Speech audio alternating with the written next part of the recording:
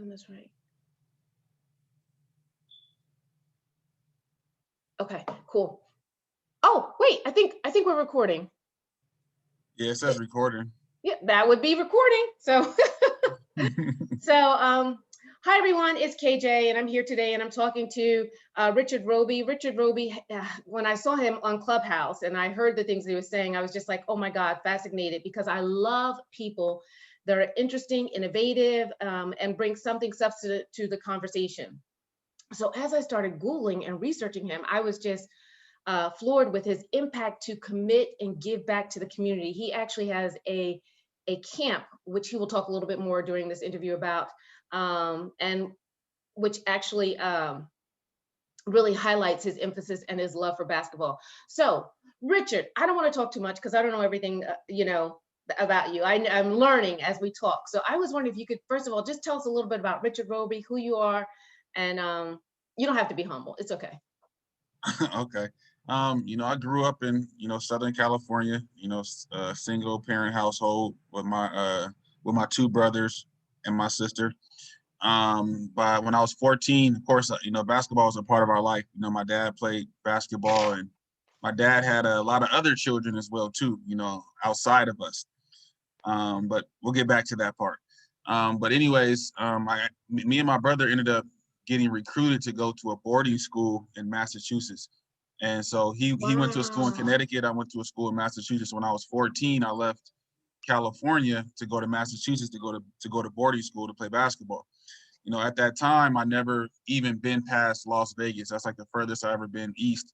So by the time I got off the airplane, I didn't know where I was at. I seen a whole bunch of trees. I seen people that had weird accents and, farms and all kind of different things I never seen before in my life. So I thought they took me back in time. So I was there, 4 years. It was tough. I think that's kind of helped me through my journey outside of basketball, just being able to adapt to that at a young age, kind of strengthened, my mindset on being able to get through things tough. So I was there 4 years. I was had a great high school career in basketball. Ended up being the Massachusetts Player of the Year my senior year. Got a scholarship to University of Colorado, where I was there 4 years. Actually entered the NBA draft as a sophomore. Had a first team All Big 12, and everything was looking good to make it to the pros. My brother at the time was already in the league. He got drafted by New Jersey in 2001. So I was Whoop, trying to whoop, follow go in his Jersey. footsteps. Right, yep. So I was trying to follow in his footsteps. Everything was going as planned until that summer, when things started to shift, and I started getting bombarded by agents and things like that I wasn't used to, and I didn't really have the right people around me giving me advice. So I ended up, choosing somebody I probably shouldn't have listened to at the time. Fast forward, I didn't feel comfortable staying in the draft at the time. So I ended up going back to college for my junior year, senior year. Junior year was pretty bad. Our coach decided he was going to leave the next year, and it kind of, put a bummer on everybody. And then my senior year, we had a new coach. Things got better. Got back on the draft board, and at the NBA pre-draft combine, I ended up breaking my hand like on the third day. I had about 25 workouts set up for different NBA teams at the time that I couldn't do any of them. So ended up signing to play overseas. I started my career out in Israel, ended it in Japan. That's where I spent my last 5 seasons. Was out in Japan. It's like my second home. I got a chance to travel with my family, and we all got a chance to kind of, see the world together, which was cool. My daughters are probably not going to remember none of it, but they may remember Japan. They remember that because they got a chance to go to Disneyland a lot, Tokyo, so they don't forget that type of stuff. But transitioning from sports, I didn't know what I wanted to get into. It's a tough for a lot of athletes to transition from sports. It's never easy because you get accustomed to that's all you really know. That's all you really understood. And, you get used to living a certain type of lifestyle. You get used to being treated a certain way. You get used to having a certain amount of status. And that thing, when it goes away, it's kind of messes up with your mind a little bit. So, and I seen that, and I didn't want us and my family to go through that. So we transitioned into the business. Hello? Worked. Can you hear me? You say you transferred into the bid. Oh, the financial industry. You know, I became got into the financial services industry where I've been the last 3 years, and I did it for two reasons. One, because I really didn't understand how money worked. You know, I've played my whole entire career with really no planning for my future done, which is, you know, and I didn't have what I wanted to show for playing for 10 years. And I know a lot of other athletes were going through that as well too. But come to find out, most people don't. You know, most people just go about their daily routine and never really think about the future because they're really just focused on paying the bills for that month. And we want to put a change in that, you know, especially in the Black community. You know, we have to learn and understand wealth. We got to understand money. We got to understand having a long-term plan and goals for ourselves and for our children, like other people are doing. So that's what we did. And I got a chance to kind of help other athletes within this industry transition successfully as well too. And you know, we have big goals and dreams for our firm to be that name brand company that, you know, athletes want to go to get their financial services done and planning done. I think we understand what they're going through. We understand the language, we understand the plight, and we understand what they need more than other agencies that are out there just because we have people that walked in those shoes before. And, you know, that's been our goal. You know, and you talk about our camp. Reason why me and one of my good friends started our camp is because growing up and not a lot of the guys ever came back to kind of give back to educate and help the youth. You know, we didn't have that, so we just felt it was our duty. He played professional basketball as well to kind of at least do something to give back, and you know, and just start like an organization that the children have something to look forward to in the summertime. Fortunately, COVID happened last summer, so we weren't able to kind of do our annual camp, but you know, hopefully, excuse me, in the future, you know, we're going to be able to do that. But, you know, it's really about just being able to, you know, leave a legacy, you know, leaving something that you can leave behind that you can be proud of and your children can be proud of. And that's kind of what we're all about. Wow. You know, so you touched on two areas that are key. And so I'll tell you what one is, but I want to ask you first of all about the second one. Like I want you to answer the second one first. So the one thing that I want to remember is I want to tap back on kids not being able to go to the summer camp and what did you do alternatively for strengthening and what did you do behind the scenes. But man, I'm telling you, the thing that I have been really pressed about is I attended the NCAA conference, 2021 conference, and the Right, Black Student Athlete Summit. And the right, one thing that they kept talking about over and over again was NIL, name, image, and licensing. right, And you know, I heard Cory Booker speak, and I heard his counterpart in Connecticut. I can't remember his name, and then the one with an opposing bill from Ohio. I can't remember his name either. Begins with a B. But basically, they were talking about the nuances of this NIL bill and how it will be administered and who's supporting it and the NCAA impact and et cetera. And the one thing that I was thinking is if this bill comes into play, which it seemingly will in some form, at what age do you start talking to kids about finance? Do you start talking to them about it in high school? Do you start talking to them about it in college? Do you start talking to the parents? Like, what is the formula to make sure that, you know, as you said, when you were playing those 5 years in Japan, you were the man, right? So when people tried to tell you something, you may not have been as receptive to it because you were already in that mode and you felt like a little bit invincible. So when do you start talking to individuals and how do you start to come up with a game plan to ensure that people are ready to listen and that they're able to comprehend?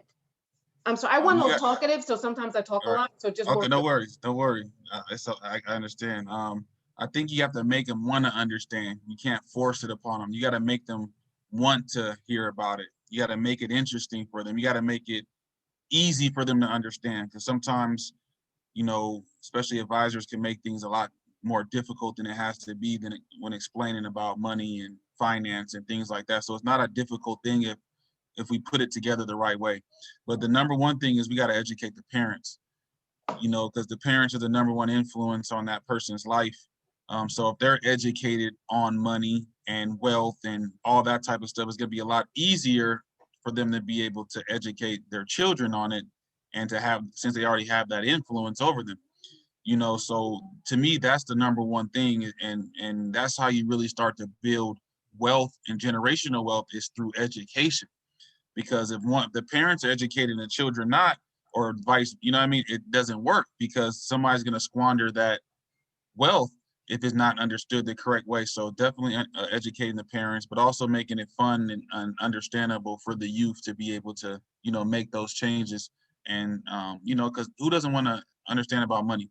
You know, we work 20, 30, 40 years out of our life to make money. So it only makes sense that we take 30, 40, 50 minutes to learn what to do with it. And that's how simple it is. So I wonder why, and maybe there's something that can even be done during with your camp, you know, when you have seasons like COVID or seasons where people can't get together to play on the field. I wonder if there's a way that you can incorporate an understanding of name imaging, ah, name imaging and licensing and finances and, you know, how to secure an agent and the things that you didn't have access to. But I'm wondering if there's a game plan or something that can be put in place that makes it even fun. Right. You know what? That it's a dog eat dog world when you get to that level, especially dealing with agents and money and colleges. There's billions of dollars involved in that. Mhm. So when you're talking about that, it's a whole nother ball game. And so to infiltrate that system, it's going to take time. It's going to take resilience, and Relationships. it's going to take relationship, and it's going to take unity in order to do it, because that industry has been held so long from other people, and they don't want to give it up, and that's why they're fighting for these rights to be able to have, you know, all this money's coming in because of these players, and for them not to be able to touch none of it. You know, how much money did I bring into the school or whatever? You know, you can't even put a value on that, and we don't see anything from it. So you know what I mean? So it's definitely going to be an uphill battle, but you know, seems like everybody's unified for that fight in order to do it. And we want to be there just to be able to provide value in any way we can. You know, obviously we can't change it by ourselves. It's going to take more than us. It's going to take everybody. But, you know, I think that's where the tide is starting to turn.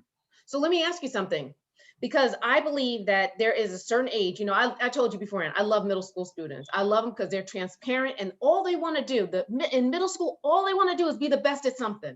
They don't care if they are the best, you know, at standing up and turning around in a circle. As long as they are the best, the king, the queen at that, you can get them to learn anything in the classroom. Right. So my question is, what if NIL, and I keep saying name, image, and licensing because I think that we need to start using the correct word, right? So that when people hear it, they're not overwhelmed by it, and we don't have to keep creating analogies so they'll understand it.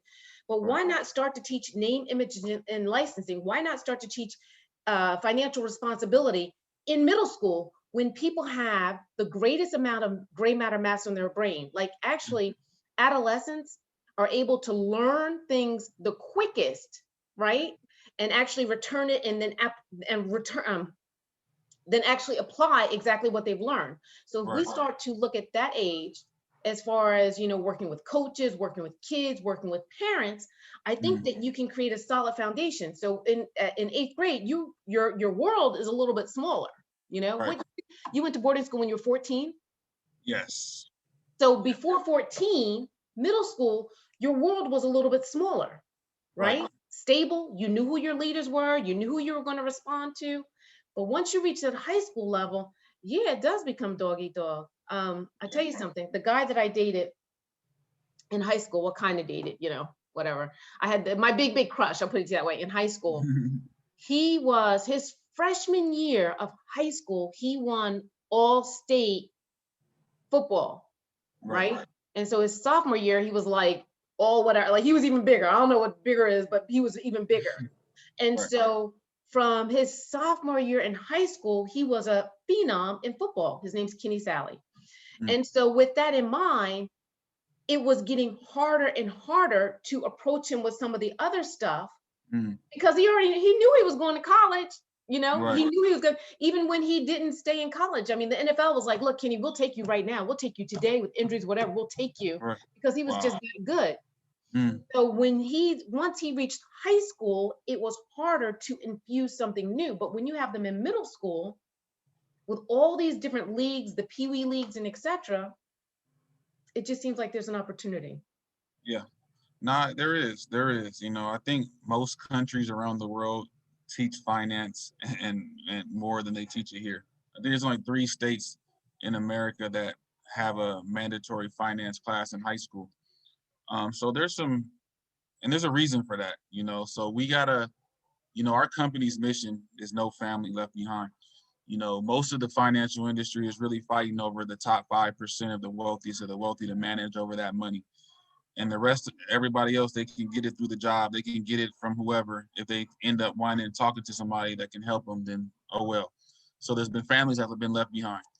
And that's what we want to be able to reach, you know, and to provide anything, you know, just any kind of little change is always going to help, you know. So the younger somebody can understand, give them a little responsibility, like, you know, if you're having your parents give you an allowance, just, hey, how about you save $1 of that? I mean, there's apps now that they can invest their money, and like, let me show you how you can invest in this. You can invest in Disney. You like Disney, you can invest in this, and they can just start being able to, you know, put it on their mind. Like, oh, look, your money is doubled over the last. Like, how do you feel about that? You know, so there's little things you can do in order to kind of help understand, but you got to make it real, because if you just give them concepts, they don't really have any salary or money coming in, so it's not really a big deal to them.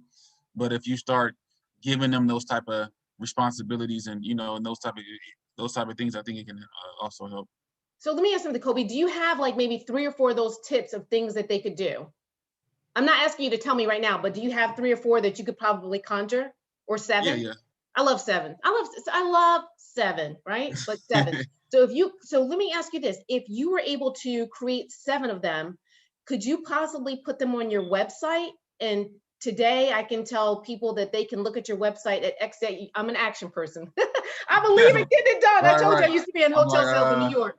Do you right. think, and I'm putting you on the spot, do you think that you could come up with maybe 7 tips that either kids or parents could engage in? You put it on your website, you give me a date today, and I will put, when I post this, I will tell people to look at your website on X date, because there will be some fun and exciting, or you tell me what they are, fun, exciting, and innovative, whatever, tools that can be used to begin the process. What would you say? I think I can, but you know, What can you do? when you're licensed in this industry, you have to be very careful about what you put out there, because you can lose your license by, you know, by some things that you can put out there. So I would have to go through compliance in order to kind of figure out what we can do. I'm sure we can. I don't know. I can't put a date on it. That's what I'm saying, because, like, you know, but there is some different what things for sure we can do. 7, absolutely. You know, so I would have to figure out how to make it compliant to our industry. But you know, there's absolutely things we can do, and you know, so I can't give you a date though. That's the only thing, right? And I know you're an action person, but I will try. So you don't have to give me a date that you can roll it out. Can you give me a date when you would tell me, like, when you could get back to me? Give me, what's today? Give me until March 1st. March 1st? March 1st. Okay. Why don't we listen? Can we say March 7th? Yeah, you like 7, huh? I love 7. 7 is the number of completion. Oh, you know that. See, I didn't want to say that. Yeah, it's biblical. It's the number of completion. So I love the number 7. Mm-hmm. So is March 7th okay for you? Yeah. And March 7th, you're going to give me what? Because I want to make sure I use the right language. I'm gonna give you 7 tips that people can do in their everyday life that can help them on their journey towards financial independence.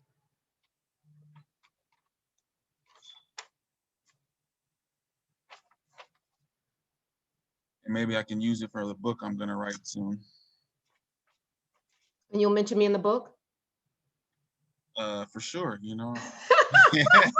I'm in sales. I'm in This goes sales. No, viral. just kidding. This goes viral. I gotta mention you. You know what I'm saying? This goes viral. Let me ask something. Is there anything in particular that you would like to share with me that I did not bring up today during our interview? And once again, keep in mind the people that I'm approaching are people that are looking for new opportunities, new options, new ways of approaching an impasse. So they've reached some type of impasse, and I mean, your agility, like I said, your ability to transition from location to location to location is phenomenal. Wait, quick story. I'm sorry. Yeah, All go about ahead. all Take it. about me. All about me for 2 seconds, right? Come on, Kelly. Yo, you All got right. I'm bringing it. I'm bringing it. I'm bringing it. So, you know what the funniest thing is? I'm from New Jersey, right? And Right. so I live in North Carolina now. And some of the things that I say that I just assume or believe people understand, it's like a completely different language, right? Mm, right. So some of the things that are said here, like I'm like, oh, okay, that means such and such. And they mean the exact opposite of what I'm believing. So Right. if you could talk, tell us a little bit about how you're able to adjust through those different levels of communication, how you're communicating in Japan and here and et cetera, Yeah. and maybe as a tool for hope, because Yeah. as we are living still in this stage of coronavirus, and we're doing more of the automation, Mm, as far as communication, I will tell you three things. In communication, body language is 55% of communication. yep. Tone is 38 and words are 7. So when you've Absolutely. got that mix, right, and people are texting or emailing or whatevering, or Instagram, that was good. See, that was young. Yeah. That was young. Instagram. Right. Sometimes the context Yeah. is missed and the True. message is misunderstood. So help us out. Well, first thing is, through text messages, you have to be extremely careful of tone, how you come off, because it's all about how they receive the message. So I think communication is the number one thing you could ever learn. I think Warren Buffett said if he can go back to college and learn one thing, he would go to school for communication. So being able to communicate with somebody is the most best skill that you can ever develop. Because if you're not able to get your message across or receive somebody else's message, because communication is also listening, as well too. So it's one of the most important things that you can ever develop. And sometimes it's listening to understand, and it's not listening to respond. There's two different ways to listen. So if we understand that we're listening to respond, or we're listening to understand, now we're able to communicate on a deeper level.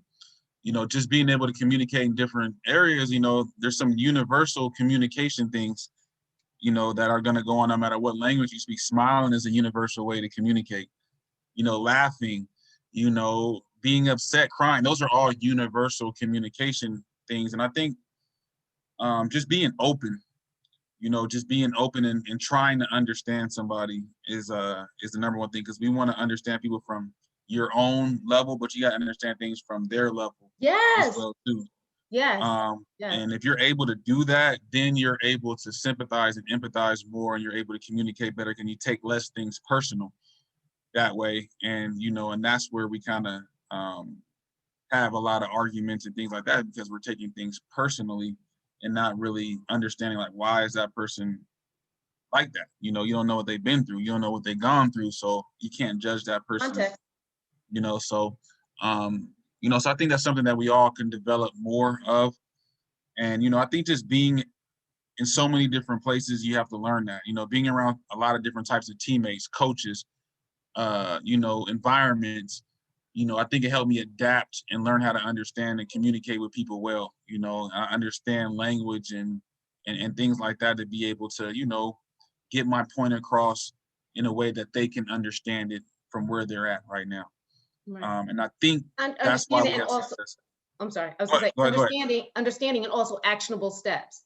So For sure. making sure that you're moving along the pathway that you want to move on, Right. once the message is understood. Right. Yeah, absolutely. That's all communication, and leadership is a key part of what we do with our business. We want to develop leaders, because leadership is everything. So we're able to develop more leaders. We can develop a better community, and developing a better community, we can develop a better world. We say our business is a leadership development business with a great compensation plan attached to it. Wait, say that again. Say it again. Say it again. Say it slow.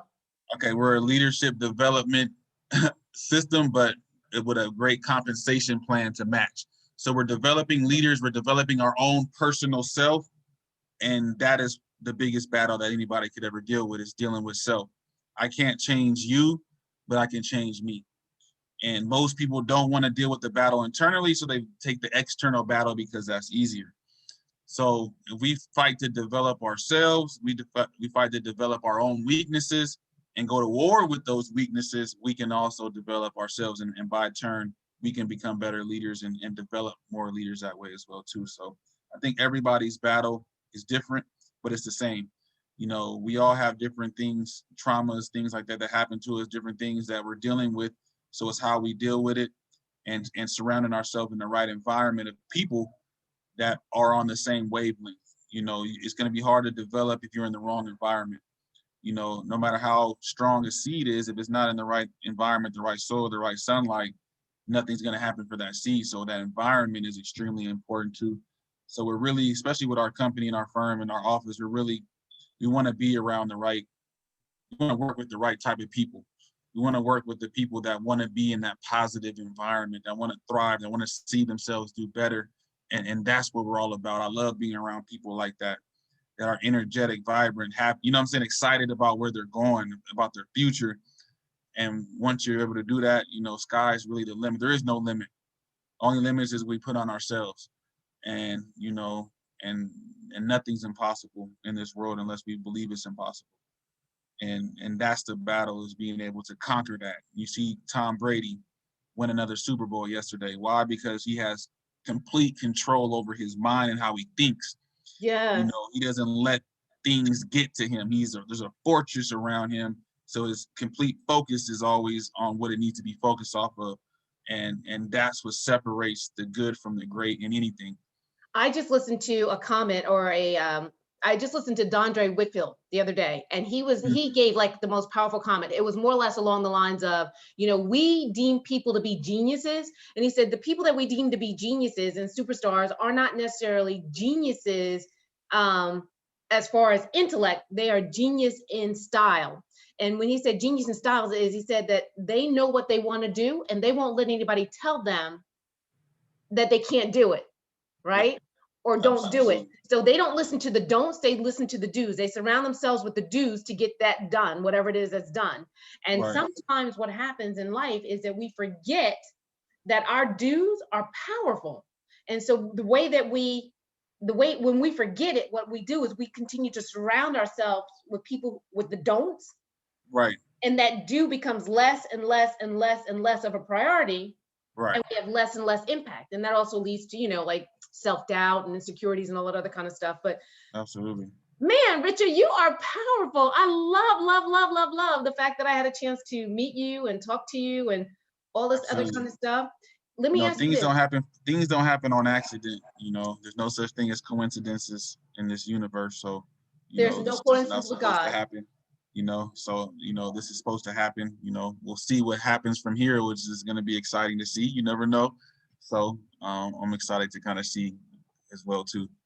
So let me ask you this: if you were, so is your market, the people that, I'm sorry, I hate to keep going back, but your market of people, the people that you work with, are they in a certain geographic area, or do you cover the U.S., the world? The whole U.S., Canada, Puerto Rico. Now we're able to do some things internationally, but we're limited.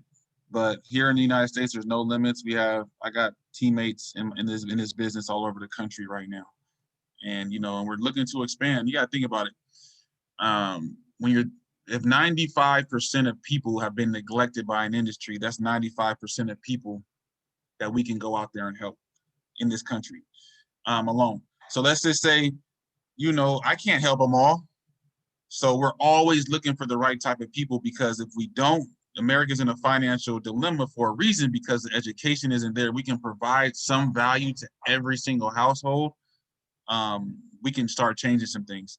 And that's why our company's motto is no family left behind, because everybody deserves the opportunity to reach financial independence where money is not going to be an issue. Because if money is not an issue, they can focus on what they're passionate about. They can focus on, what they really want to do, what their real dreams are. If money is not an issue, we want to be able to solve that problem, which is a big problem. So if you were to sum it up and people were to come with you with three things, three different scenarios that people typically come to. So I won't ask you for seven. I'll knock it down to three. Right. So 3 things I can help them with right away. Mm-hmm. So the first thing is that you can't get anywhere without a goal in mind. So we gotta develop a goal as far as what you can do, financial goal. Like how much do I need in order to reach my goal, as far as if I can retire and I don't have to worry about money, I can live off my money without outliving it. We gotta determine that number. And there's a mathematical equation that we use to determine that number. And it's not using the number 7 if you were thinking about it. Can you put the 7 in there? No, I'm just kidding. There is a 7 though, but it's called the rule of 72. I don't know if you Okay. heard about the rule of 72. And that just basically teaches people about money and compound interest, and that determines where we should put money at. And if you divide 72 by whatever interest rate your money grows at, it tells you how long it's going to take for your money to double. For example, if I'm 29 years old, which I'm not, but if I was, and I had $10,000 and I put it into an account that was growing at 1%, 72 divided by 1 is 72 years. It's going to take my money 72 years to double. And if you think about it, most people's money is sitting in accounts that will never even get a 1% rate of return. Wow. So we got to live as long as Noah in order to see our money double the way we invest it right now and put our money in different areas. So we want to show people different areas, because now if I put that same money that's getting a 10% rate of return on it, interest rate, now my money is going to double every 7 years. So that same money that was going to be 20,000 at 101 will be 20 million at 101. And same amount of money, same amount of time. It's just we're educated on where to be able to put our money. That's another huge aspect that we want to help people understand. And the third thing is, having a foolproof plan, because there's 3 things that can happen in our life. One thing is, if we pass away too soon, what legacy are we leaving for the people coming behind us? Mm-hmm. I got 4 daughters, so what kind of, if something happens to me, are they going to go to college? Are they going to have to move? Are they going to be struggling? Are they going to be in poverty? We can help with that. The second thing is, I live a long time. If I live a long time, there's going to be 2 things that are going to happen. Either I'm going to continue to work my whole life, or my money's going to work for me. So we got to get people's money working for them so they can get out of so they can have freedom at some point in their life. And the third thing is, I can get sick. I can get sick while I'm living a long time. And the number one reason why people go bankrupt in retirement is because of hospital bills. So we got to plan against that as well too, because those are the 3 major things that can devastate my financial situation and my legacy if I'm not careful about. So those are the 3 things that we can help with. And those are really the only things that can really happen. And if we could get those building blocks first, then we can talk about other things. But not until we get those 3 things correct, there's really nothing else to talk about, because that's the foundation of everything else. And so how does the process start? Do typically people are realizing that there's a challenge, or they don't realize there's a challenge? Like when people come and knock on your door, right, or ring your door, or you can ring my bell. I'm a little bit older. I'm sorry. Right. I remember that song though. I remember. Oh, you do? Yeah. Okay. Oh, yeah. So when they knock on your door, ring your bell, call, text, email, what are they coming to you with? What are they saying to you? They don't know what they even need yet most of the time, because I got to ring their bell. Okay. People don't wake up in the morning thinking about this type of stuff, or they think about it, but they don't think about actually doing something about it. So I got to be aggressively getting in front of people so I can show them that there is a way out. And we got to educate them that there is hope, because some people already lost hope about all that stuff, or they don't even think about it enough to even realize they're in a situation or a predicament that can be devastating for them in their future. So we got to disturb people situation, because as long as people are comfortable, they don't change. Right. So I got to disturb them and show them, like, look, if you go down this route you're going on right now, this is what you're going to be doing for the rest of your life. So, but there's another way. If we can show you this way where you can have all the things that you really want in life, which one of those roads would you rather go on?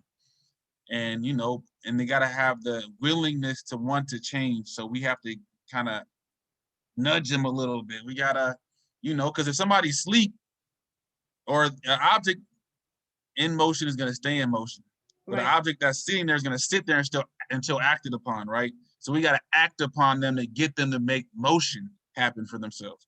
So that's the factor. That's the thing that determines whether I'm good at this business or not, is me being able to get in front of the people to make them see that.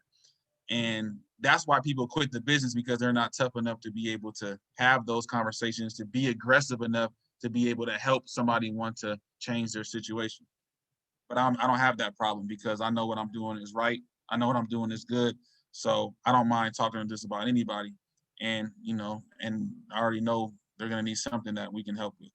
And also, you know what, you've developed those listening skills, you've developed those, you've developed overall communication skills. There's two types, receptive and expressive language. You develop those by being in diverse environments. So you can meet people where they are instead of trying to understand the culture, trying to understand the background, trying to understand the context. You've been in so many different places. I mean, you've been in the Middle East, you've been in Asia, you've been in the North, you've been in, California, you've been in Vegas. Right. So you've been in so many, did I say all the right environments?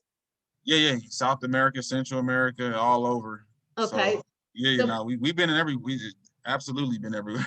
So because you've been in diverse environments and you understand like how to meet people where they are and the diversity and expectations and cultures and all that other kind of stuff, that is the one thing that you bring to the table that a lot of people may not have, Right. Your agility, your flexibility to meet people where they are. So with Absolutely. that is an amazing gift. And it gets beyond that whole context thing that I was talking about beforehand. So I usually ask people a couple questions before we exit. Right. But before I do that, I want you to once again tell me, I don't think you did yet. Tell people how they can contact you.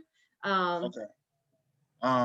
This light, I saw dark. This light, I'm like a ghost right now. But they can contact me. They can find me on IG. My IG is Richard X Roby. That's one way you can contact me. That's probably the best way right now. I don't want to necessarily get my phone number out right here, but my information is on there. You can contact me on my website. You can contact me with my phone, or email is on there as well too, richardxroby@gmail.com. And, if you want to make a change, let us help. Let us help. We're not going to be pushy. We're not going to, nothing like that. We want to just help. And, so that's all we're about. And what is your website address? It's wfgconnects.com/Richard Roby. W like water, F like Frank, G like go? Yep. Okay, cool. Just a couple quick questions before we leave, all right? Yes. First of all, three little birds, three little pigs, three little birds, three little pigs, three little bears. Which one's your favorite? Three little bears? Oh, I love Goldilocks and the porridge. I'm like, I love it. I use that scenario all the time with my kids, believe it or not. Right. Favorite pet? Snake?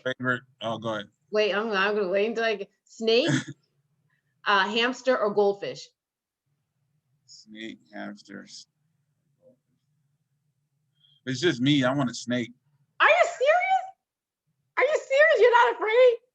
No, well, I'm not gonna be playing with the thing. I'm not gonna touch him, but I am obsessed with like Nate. Like, I love watching animals like hunt and things like that. I grew up loving that stuff, so I wouldn't mind having a snake. Wow. Because a hamster is like, I don't know if that thing gets out. I don't know how I'm gonna find it. And what's the other one you said? Oh, I said a goldfish. Yeah, goldfish is not gonna do nothing, but I can't have fun with that. At least a snake, I can entertain me a little bit. I can watch him shed its skin and all that type of stuff. Woo! Okay. Favorite season: spring, winter, or fall? I'm a Libra too, so I like fall. What's your birthday? September 28th. I'm October 20th. That's why you're so cool. October 20th? Yeah. My daughter's is October 20th. Is she really? Yep, Oh my gosh, she is amazing. What's her name? Cassidy. Cassidy. I love it. Yep. Let me ask you something. Party size. Would you prefer a party of 10, a party of 50, or a party of 100? 10. 10. Okay. You 100, somebody gonna fight. You think so? It depends on who you invite. Right. I think that so growing up, my parents and I, we used to play spades on the weekends. I was kind of like that sporty kid. Right. So we would, my parents would always have like 6 couples over. We do the potluck dinner. And so it would be, maximum, like they would have 6 couples. I would have my friends and my couples over, and we would just have like little parties, sometimes a DJ, etc. But it was nice, social, intimate. You could have that deep conversation about, neuroscience, or you could have that light conversation about the basketball game, or what. Right, I'm right. sorry. Basketball is not light. I'm sorry. Basketball is. It is very light. People take it way too serious. Hold on one second. Okay.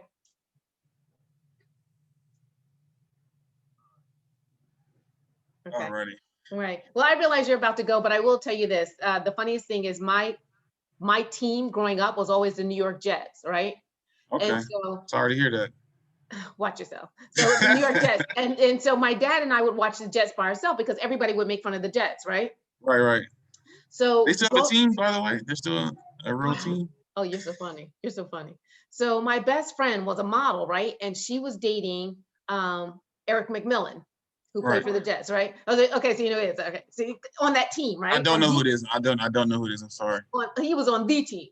So so one night it was one of our like weekend gatherings where we'd have people over, et cetera, et cetera. We were going to have a gathering and have people over, but we did not have people over that Friday night for whatever reason. I can't remember exactly what happened, but my friend still came. I'm not gonna say her name. She still came, and she brought a surprise for my dad. It was Eric McMillan. So my dad is super duper smart. Like, he used to read the dictionary. He's a financial analyst. He's also stuff. So Eric came to the house, and I was like, da da da da da da da. So he was over there. He was over there starstruck. He was like blown away because my dad loves the Jets, and like none of his friends would watch the Jets with him because well, he didn't want them to watch because they would hike on him because the Jets would lose and that kind of stuff. So my dad and I were like not closet Jet fans. I mean, we were true Jet fans, but we just watched the Jets by ourselves.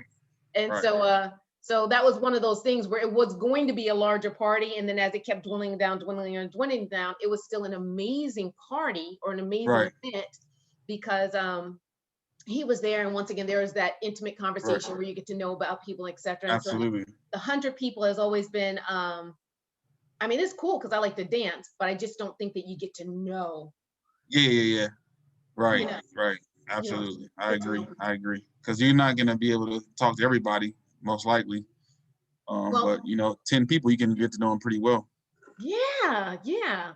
So, well, listen, Richard, you are amazing. I thank you so much for everything. I look forward to hearing from you on March 7th, right? Okay, got you. On March 7th. And I will, like I said, I will share this information with everybody. Good luck with stuff. And if you can think of anything else that you'd like to share with us, or anyone else you'd like for me to interview and speak with, that would be great, because we're just trying to find more pathways for people who reach an impasse to move forward, and whether it be financial, whether it be communication, or whatever it may be, just more substantive, productive pathways. But you are a phenomenal person. Thank you so much. Thank you. I appreciate that. And definitely look forward to hearing again. If somebody comes to mind, I'll definitely shoot them your way. But I appreciate the great conversation and look forward to the next one. Awesome. All right. Thanks so much. All right. Thank you. Bye-bye. Wait, hold on.